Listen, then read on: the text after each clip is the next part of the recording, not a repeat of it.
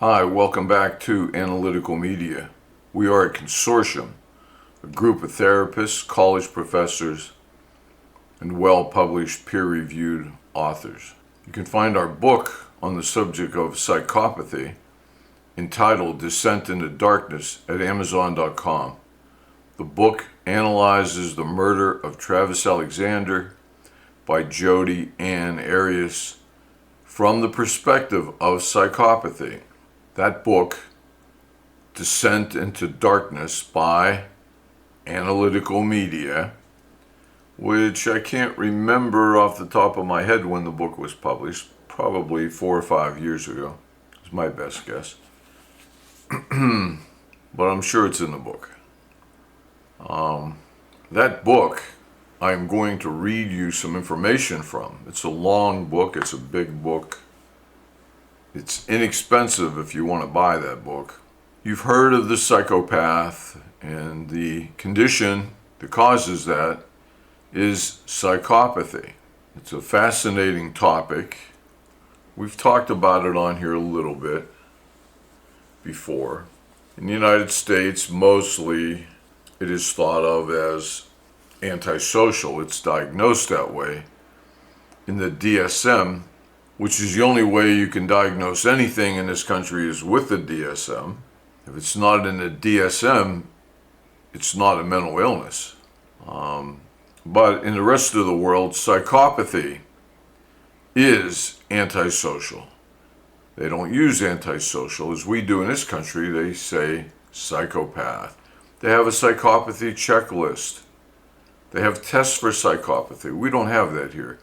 Now, the psychopath is the most dangerous human being alive. The psychopath, and it could be your neighbor, they're hard to diagnose. It could be, sadly, your son Johnny.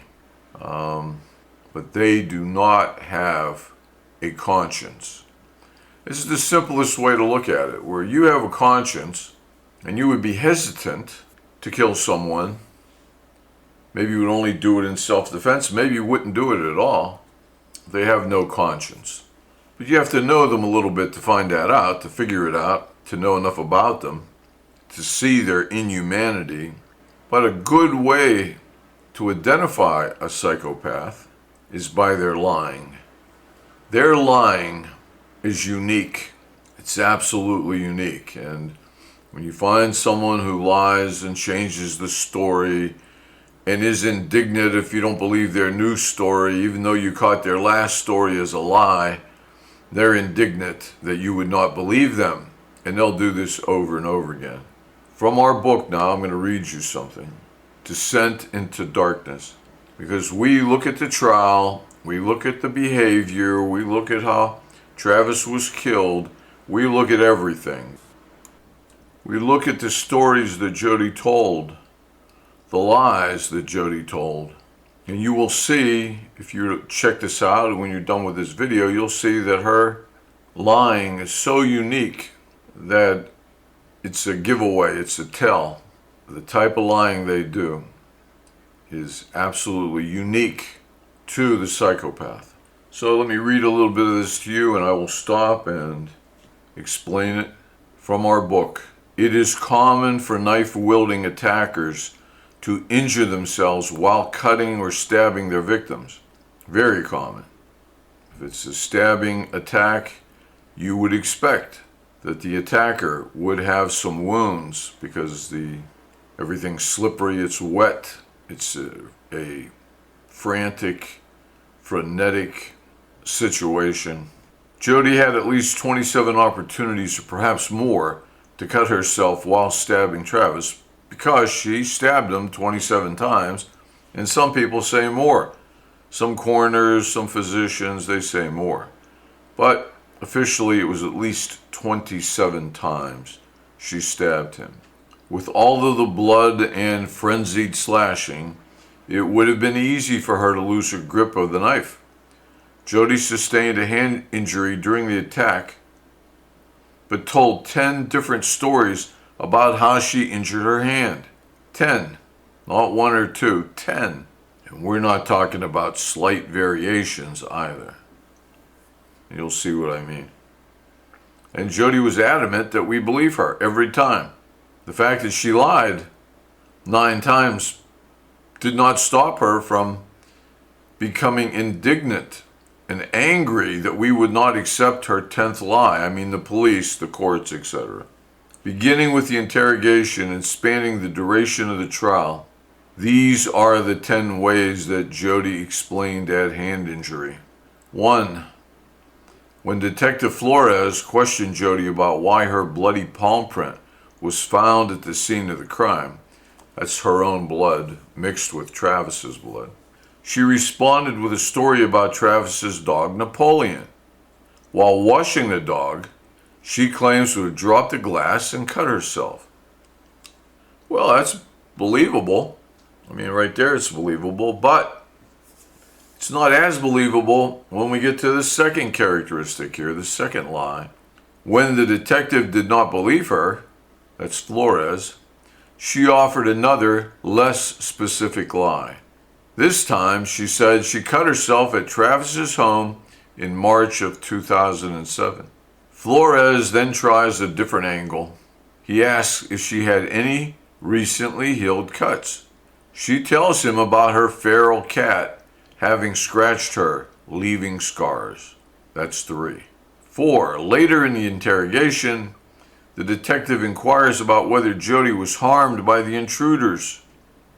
This was her first story where these people broke in and they were going to kill Travis, and when they were going to kill her too, and they told her that they knew where she lived and they'd kill her family.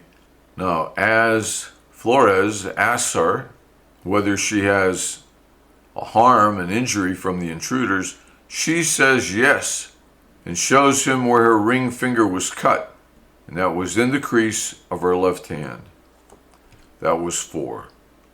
5. During the trial, the prosecutor questioned 2 witnesses, Ryan Burns and Leslie Udy, about what Jodi had told them regarding her finger injury. Ryan Burns testified that Jodi had 2 small bandages on a couple of fingers. He testified that she told him she had broken a glass and cut her finger while working at a restaurant called Margaritaville. It was an establishment that, according to the testimony of Nathan Mendez, Siskiyou County Police Detective, simply did not exist. So the police detective in Siskiyou County said that Margaritaville never existed. That was number 5. Number 6, Leslie Udy, testifying for the prosecution, told the court that her husband had asked Jodi about injuries to her hands the day after the murder. Jodi told him that she had broken a glass at work and cut her fingers. That's 6. 7, on direct testimony, Jodi claimed to have dropped a glass on June 4th, 2008. So now this is over a number of years these injuries have occurred. In the morning hours of her arrival at Travis's home, before she and Travis had gone to bed. She said she was getting water in the kitchen and dropped one of his glasses and it broke. As she was picking up the glass, she was cut. She also ties this glass breaking event to something that happened after the murder. Jodi claimed that while driving away from the crime scene after the murder, she pulled over on the side of the road and saw that her cut from having dropped a glass in Travis's kitchen had reopened and was bleeding. That's 7. So that's off by many months, actually years. Number 8, during Jodi's direct testimony, she claimed that during a fight with Travis, his foot clipped her hand and injured her finger. Though she believed her finger to be broken, she never sought medical attention. She displayed her crooked finger to the court. And if you watch the trial, you'll remember that. Sitting there on the witness stand, and she puts up her crooked finger. You can put up your crooked finger too. You just bend it a little bit. It'll look just as convincing as what Jodi did on a witness stand. That was number 8. During cross-examination, and once again, this is number 9, the prosecutor questioned Jodi about her claim that she injured her finger during an incident at her waitressing job at Casa Ramos. She told the prosecutor, "It was not a glass-breaking event. I jammed it on a metal ledge." That's 9 different versions of the injured finger story. Same finger, same hand. And finally, number 10, same finger, same hand, different story, different lie. One more story about Jodi's injured finger was uncovered during a pre-trial interview with Alice LaViolette. This was a domestic violence expert for the defense. Jodi told Ms. LaViolette that she cut her finger while slicing apples. The only verifiable truth is that Jodi injured her finger. She has the crooked finger to prove it. She managed to create at least 10 different stories about how that injury occurred. It is most likely that she injured her hand while stabbing Travis or slicing his throat, which she admitted she did. There is a new documentary which came out November 20th, 2025, titled Obsessed, Unraveling Jodi Arias. We've seen the documentary, and they are trying to unravel Jodi Arias. They have a forensic psychologist on, who seems to be pretty good, pretty thorough, and pretty insightful. Like us, she does not agree with the official, or it doesn't seem to. I'm certainly not speaking for this woman, but we took it that she did not agree with the defense psychologists or the prosecution psychologists who were talking about various things. At one point they asked her, "Would you say she's a sociopath?" And this woman says something to the effect that if the shoe fits. When asked if this woman was a psychopath, or a sociopath, she said, "Well, if the shoe fits." If we have correctly interpreted her words, she didn't actually come out and say, yes, she is a psychopath or a sociopath. She said, "Well, if the shoe fits," or something very close to that.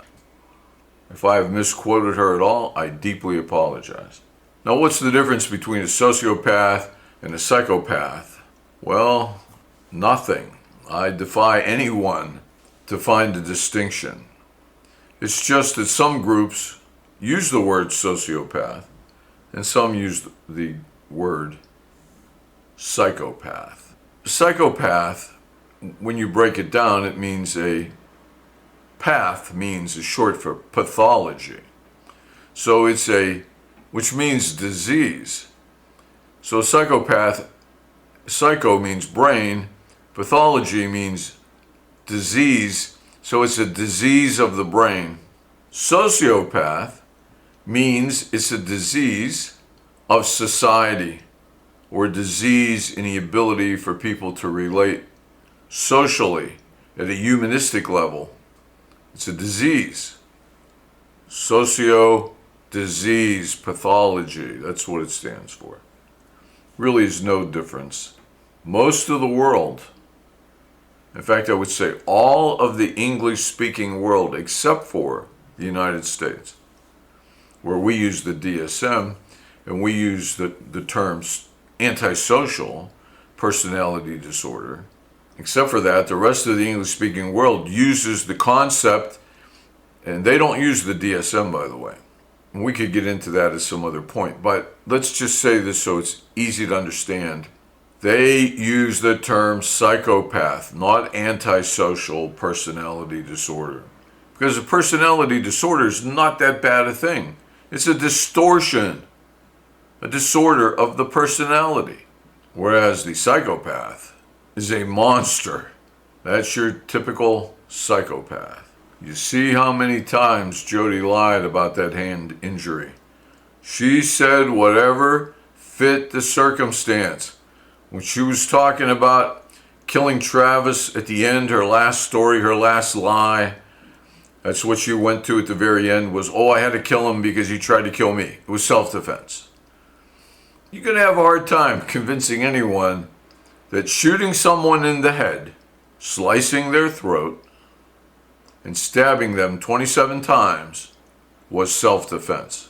We know for a fact that Travis was crawling down the hallway away from the bathroom, crawling on his hands and knees, when she came up, grabbed his head, and cut his throat right down through everything, a violent cut through all tendons and everything, right down to it nicked the spinal cord, the vertebrae.